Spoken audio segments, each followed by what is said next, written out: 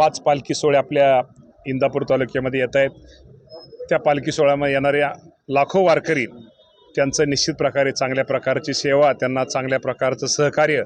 सगळ्यांनी अधिकाऱ्यांबरोबरच त्या गावचे सरपंच, ग्रामसेवक, तलाठी, सर्कल किंवा शासनाचे सगळेच MSCBचे अधिकारी, पोलीस स्टेशनचे अधिकारी, पाणी पुरवठ्याचे अधिकारी, ज्या ज्या पालखी सोहळ्यासाठी ज्या विभागाच्या अधिकाऱ्यांची जिथं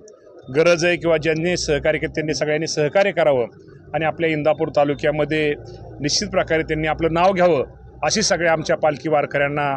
त्यांना सेवा द्यावी अशा प्रकारच्या अधिकाऱ्यांना आज सूचना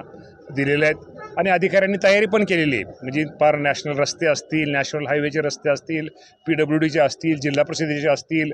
रस्त्यावरची झाडं-झुडपं असतील किंवा अशा अनेक गोष्टी, पिण्याच्या पाण्याची सोय असेल, तिथं अंघोळीच्या पाण्याची सोय असेल, तिथली राहण्याची व्यवस्था असेल, तिथं आरोग्याची व्यवस्था असेल, लाईटची व्यवस्था असेल, पोलीस स्टेशनच्या संरक्षणाची व्यवस्था असेल, अशी सगळी व्यवस्था आपल्या अधिकाऱ्यांनी केलेली आहे। अजूनही त्यात काय करणं गरजेचं यासाठी सरपंचांना काय विचारलं आणि सरपंचांनी जे काय सूचना केलेल्या त्या सरपंचाच्या सूचनेची नोंद घेऊन निश्चित प्रकारे त्याप्रमाणे कारवाई करण्यात येईल।